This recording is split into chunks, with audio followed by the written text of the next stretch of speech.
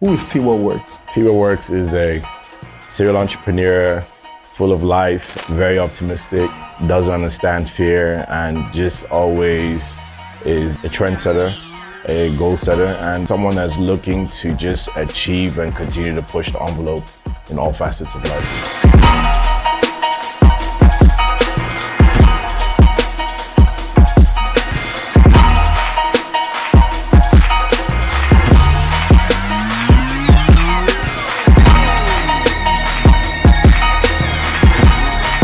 Hey everyone, I'm here with a special guest, Tiwa Works.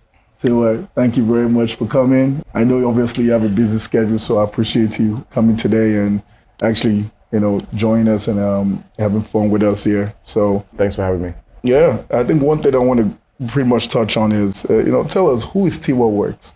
Man, that's a great question. Who is Tiwa Works? Tiwa Works is a serial entrepreneur, full of life, very optimistic, doesn't understand fear, and just always is a trendsetter, a goal setter, and just someone that's looking to just achieve and continue to push the envelope in all facets of life. But I wanted to talk about Atlantic Greek Weekend as well. If you could Yes. touch on that and Oh, how man. you scaled that and grew that as well. My baby, Atlanta Greek Picnic. So I'm in a fraternity, Kappa Alpha Psi Fraternity Incorporated. I pledged in fall 2000, and while in college, I was over special events for my fraternity and coming up with unique concepts, which was planning events. And with that, I was able to, on fraternity's money, plan events, understand the business, and that was the foundation that gave me the leg up of just really as a young businessman to understand marketing, really people business, and just how to operate, And I think those are like very priceless skills that most schools I was not a business major. I was computer information systems. Oh, really? No, did not. I Wow, only took a I few business never- classes. So Okay. everything is very organic and natural that who I am Yeah. today. But also the fact of just being exposed by, my parents and family to business at a very young age, so the passion and the fire of being an entrepreneur has always been there since a child. So it's just, there's always life moments when you reach certain points that things Yeah. happen, and then, I always call it like the light bulb goes off. And that happened for me in college. I think it was like my second year. And with that, when I graduate, while I was in school, mind you, this was back then where $100 a month was enough for, you're on a meal plan, they feed you 3 times a day. But myself and my fraternity brother, David Farley, we started our own business together, and we were making, at our parties, we'll make about, $1,000 a night each. And Really? it was really good money. Homecomings, which is obviously celebrating alumni and students. Myself, David, and the club would make about $40,000 in one night in 4 Wow. hours. And, so it's getting that taste of entrepreneurship at such a young age, my mind turned into, wow, okay, if I can do this with this kind of effort, imagine if I really put a lot of energy into something else long term. And that's how pretty much the business of Tiwa Works was born. And just being very exposed and grateful for being able to negotiate and have great opportunities with people that let us have, because all the time, I think when you start as a young business person, people will listen to you, especially when you're very young. They just, oh, you don't know what you're talking about, get out of here. But for them to sit down, and I guess when they see you as serious and say, well, you have a chance to prove yourself. We did that, and it went crazy. And so Atlantic Greek Picnic was born in 2004. And it was born after I graduated college, Georgia Southwestern State University. Always have to shout them out. When I was born, when we graduated, we decided to create this event called the Atlantic Greek Picnic, which literally was the reunion of all the Black fraternities and sororities. And these are historical organizations that are well over 100 years old, from Alpha Phi Alpha to Iota Phi Theta. So we were able to just understand, again, bringing people together. And this is before social media was big. It was when we were sending evites out. Yeah. And obviously with social media booming around, I think 08, 09, I literally saw our business do this. where we would document the process, we'll document what's going on, and people will see it. And our first event, I always use this example, you could see the grass. Yeah. And it was probably maybe 150 people. By the fifth year, you could barely, now you can't see the grass. It's that many people. We do well over 20,000 people. People come from 39 out of 50 states. They come from different countries for this weekend. And I'm very proud myself and my team that we're celebrating our 20th year next year. So yeah, that's a Landing Green picnic. That's a lot. That's great. And congratulations for that, by the way. And trust me, I see those clips. I'm like, wow. So how did that take you into starting ABE?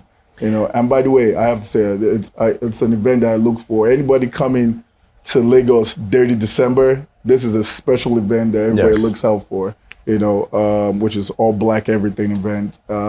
Please just tell me, how did you transition to that and actually picking Lagos as the first market? I mentioned I was in school. I went to college in America, but I was born in England. I lived in Nigeria, moved back to England and moved to Atlanta. And, it's one of those things when you're doing events in America, in the States, it's the diaspora is very huge, and especially Atlanta is a hotbed for a lot of us. And I was hosting events, upscale events, once a month on Friday was called Final Fridays. And over time, just marketing, again, like I mentioned, social media was building. So people who could watch what's going on the outside without necessarily knowing you. And I remember Nigerians would start coming to the event and start making new friends. And I remember meeting a very good friend of ours, Charles Osiegwu. And Charles came up to me and was like, "Man, are you Nigerian?" I'm like, "Yeah." He said, "Man, it's amazing to see what Nigerians are doing." Because again, anyone knows that in America, a lot of people don't necessarily always mix with African Americans. They like to stay in a separate world. However, I was different. A lot of my friends are different. We want to merge and bring the culture together. We're all black people, we're all Africans at the end of the day. And that literally, Charles encouraged me and said, "There's a market for people like you in Nigeria." He said, "When last have you been home?" I said, "I was 12 when I left. I came back maybe once when I was 16. And he says, "I would advise you to go home and see what's going on." And I think I was in '08, I decided to, I think it was '08 or '07, one of those years, I decided to come home. I called my cousin, like, "Hey, I'm coming in town for a week in December." And this is really before Dirty December was a thing. It was a thing, yes, it was, Lagos on Christmas was dead. I mean, nobody was out. And, the great thing is, my cousins, great to still have some family here, welcomed me back and was able to just go around Lagos and just observe what's going on and check out the landscape. So coming with the experience I've had in the States for, well over many years, I saw an opportunity where, okay, if we did what we did with the Greek picnic of bringing all the black fraternity sororities together, there's an opportunity because I know that people like me who lived in England, they live in wherever you live in the world, you come back home to visit your family. So let's do an event that brings them together. And that's how ABE was born. So I was blessed to have worked with Ahmed, who has owned some of the amazing clubs in Lagos, connected with him in Atlanta, and then did our first event at Tribeca. And it's so funny that we're even talking about this because everyone, if you remember that event, Wizkid was just coming out, Davido was there, and this is when they were like in their teens. There's some videos and pictures online that shows just again, and what the correlation is that you see the growth of ABE, Dirty December, and Afrobeats in the same space. MI was new was out as his second year of music. Nato C was popping with their music. So it's great to see because entertainment was, I feel personally, was just starting to get respected as a true income producing business, not just something people did for fun. And it's all different verticals of entertainment. So AB was born, and shout out to my brother DJ Obi. That's when he got involved with his brother Michael, and we built this thing called All Black Everything just to, again, bring people together. And next year we'll be celebrating our 15th year. Amazing. Wow. So what are the challenges that you faced? Because what I've seen over time, especially when I keep coming back in December, Right. There's certain events that have started but are no longer, active, or new events that are coming up, which also brings competition. Yes. How have you stayed consistent during the years? Well, a couple of things that happen. We operate, granted, the end goal is to make a profit. But I, again, experience as a businessman and a brand builder is that it takes sometimes some years to build a brand and have it truly successful. And I always now reminisce on, what's his name from Amazon? Sorry, excuse me, I forgot him. Jeff Bezos, yes. Jeff Bezos stating his early days of Amazon. He did an interview and people were laughing at him saying that Amazon was not profitable. Yeah, I remember. And he had this smirk on his face like, but nobody doesn't remember the unprofitable years. So doing business here it's been challenging. And I think what keeps us going is that we have an end goal, we have a direction that we're going.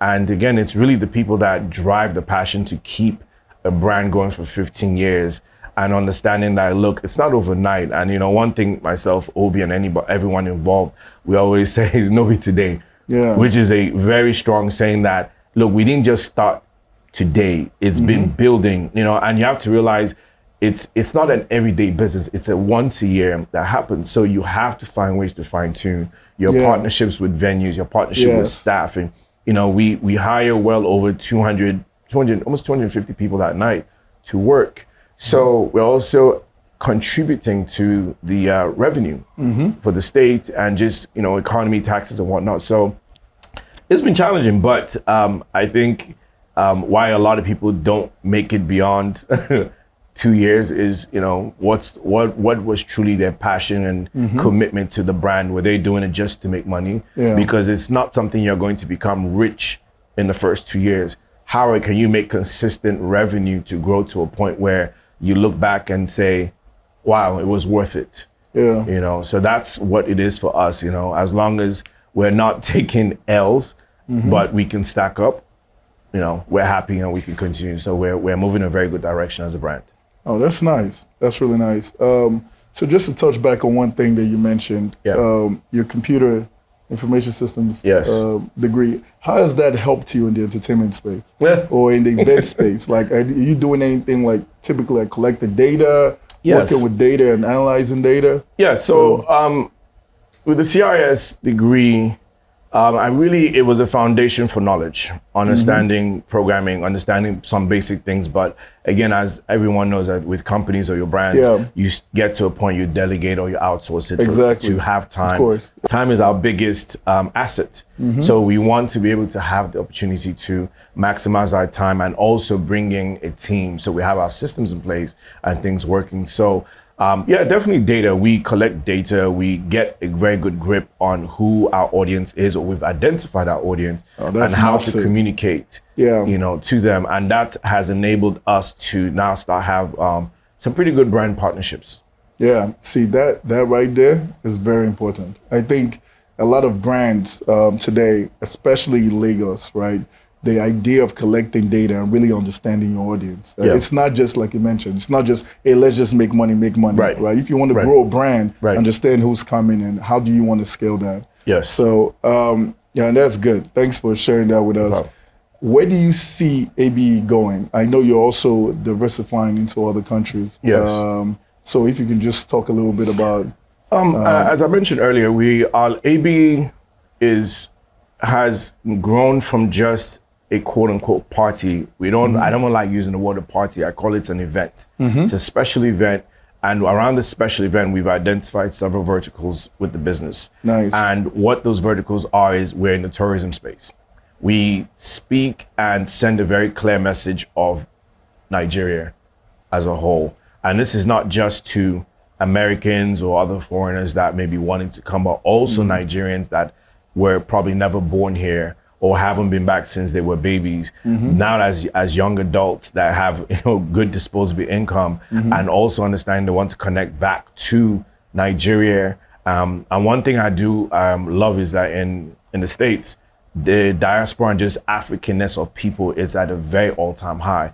So what better way for you to sell Nigeria than a person who has the Atlanta Greek picnic behind them? Yeah, of and course. also has with social media you've been watching for years. Yeah. We're doing, again, we are indirectly ambassadors for the country and for the state of Lagos. So it's we've decided that, again, understanding our market, understanding our base, understanding our people, is time to grow. We went to Ghana the year of the return 2019, which was an amazing event. Myself, Obi, Solo was involved as well. We were able to take ABE to such a high level where we were now having international celebrities attend. Wow. From Naomi Campbell, Shaka Zulu to Jadena, and just, till today, people still deem that the best event in Ghana. Wow. 2019, and then obviously COVID happened. But we're looking at expanding. We're going into numerous states in the US, from Atlanta to New York, DC, Miami, Houston, Chicago, LA. Chicago. So Chicago's been asking for it. London is on the map, Dubai. And the one thing I mentioned about verticals, the one thing that we really are looking at is, because we have the serial entrepreneurism that is our fire, is also to be able to have what we call our stakeholders dinners before every ABE event. And what is our stakeholders dinner? It's where we're able to have conversations with investors, because we're building an investment fund. Our investment fund now has opportunities to find the next stage of startup businesses we can invest in. And also, again, because we are a vehicle for, with this entertainment, tourism, vertical play, we can now find a lot of startups that need to integrate with us and take them to their next level. If it's a Series A, get ready to be acquired, or whatever the case may be. And to me, that's very important, because again, that's the growth of us. So it's again, that's why I always tell people we're not a party. We're an entity and a special event that is able to touch numerous facets of business. And again, our investment fund is one of those very important things for 2024 and beyond. When you kind of look at the unicorn companies and count how many Black people and Nigerians there are, of course, that tells you that we have something very special. Yeah. And it's, again, if you know anything about investment or startups, you realize that anyone that kind of has an audience base that can control and move people and set and messaging, you're in a very strong position than the average investor that just writes checks. Yeah. So we understand that, and understanding with the Greek Picnic. The Greek Picnic has touched almost 400,000 people since our existence. That's constant data access with people. So if we're able to, I think one thing we're very big on, and I saw a quote yesterday, and I want to quote my good friend Rodney Sampson in Atlanta. He always says, we don't want equality. Equality is here. Give us equity so we don't need anything from you. Yeah, I saw that. You saw that. Yes. I saw that, yeah. Yeah, so to me, that's a very important statement, and understanding that allows us to really develop what our future is with these brands, and also how we can just and I'm very personally big on our next generation. Granted, we can go for forever. I didn't get help starting. So for me, it's like, how do I change that narrative? How do I, help the next generation to avoid what I went through? Is let me become, what I did not want to happen to me. I do want it to happen to me. So I can bring the next generation on and start to, groom them. And we've done pretty well. We've got some successful people behind us that can always attribute the learning curves to us. So it's always a blessing to bless others. That is amazing. I think let's touch on the investment aspect of things. Yeah. Sorry, I know I'm going away please, from AD, please, because I think that's really massive. I Yeah. think it's actually has a great opportunity, especially when you have a key following behind you. Yeah. And then all that data that you collect. So regardless of the company that you choose to invest in, they can always tap into that audience as well. Correct. So what are you looking at? What types of companies are you looking at now?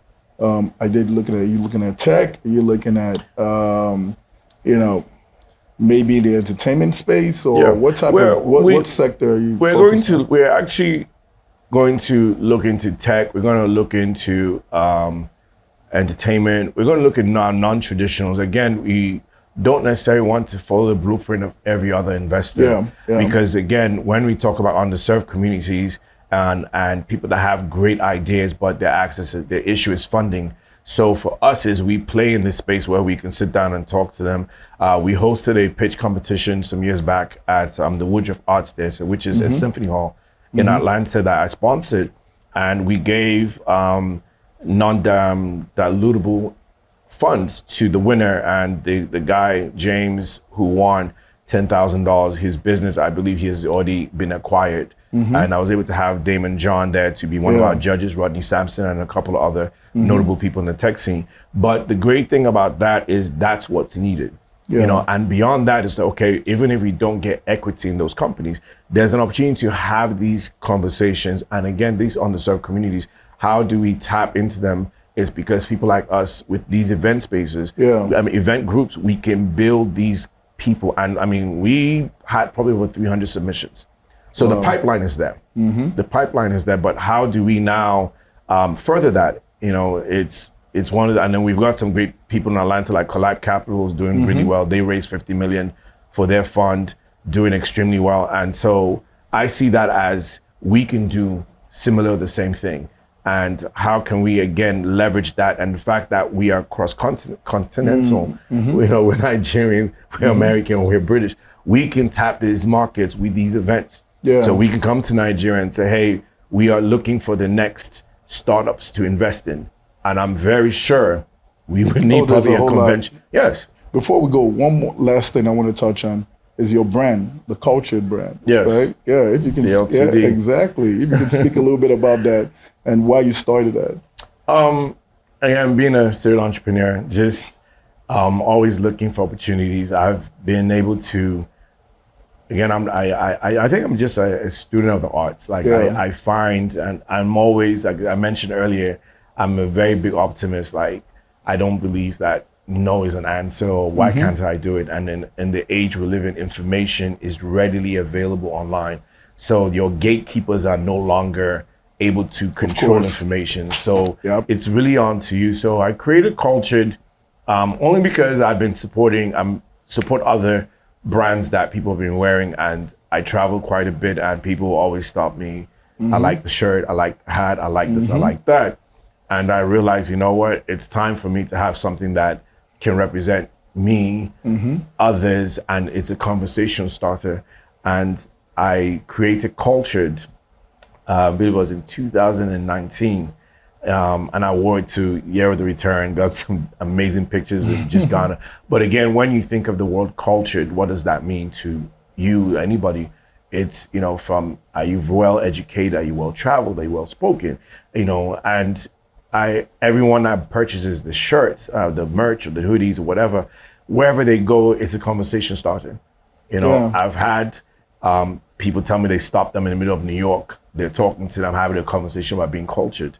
Or I get stopped by TSA agents just, you know, while searching my bags, like, yo, this is such a powerful statement. It is actually, because it means something different for each other person. It's so interesting. You can be an Indian and it means something to you, or I'm Nigerian and it means something to me, or an American, or someone who's educated or not educated, right? So it means something to them. So that's why I love it personally.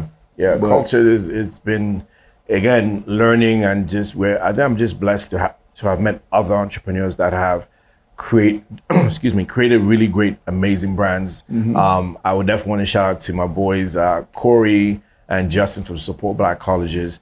They created a merch brand that has just exploded. I mean, it's in video games, it's at NBA, celebrities wear it. And again, I always talk about gatekeepers. These two brothers were vendors at my event. I think it was 2018. Oh, wow. And met Corey only because he was helping out with sponsorship for another company. And when he left that, he started his brand with Justin. And again, small community, everyone are friends, and they took their brand from nothing to just the world. Wow. And I still remember the day they made 1.1 million on Thanksgiving Day. In one day, you know. And so it's, and again, I mentioned, you know, gatekeepers, they're very open with information. They share, and to me, when you share that much information, you get so much back. So it's a great page. And also God is Dope. That's another great brand based in Atlanta. I've heard of the. That's my boy. He's doing his thing, amazing brand, and it just again speaks volumes. So when I now thought of cultured, you need something that doesn't need explanation. Like you can see it, and there's so many things, and even God is dope. Just God is dope, and just falls within culture. Yeah. So great. So we're looking at, again, we have so many companies that we're building up, but definitely the merch company within all the brands, and continue to do more. So you see cultured, you see ABE, you see AGP. Everything's going to be out, and we're going to keep doing more. Yeah, no. Well, thank you for giving us your time, and really talking about the whole conglomerate of Tiwa Works. Yes. So we exactly appreciate what it. It is, a conglomerate. Exactly. So thank you everyone. Thank you. Appreciate it. Thank you. Yeah.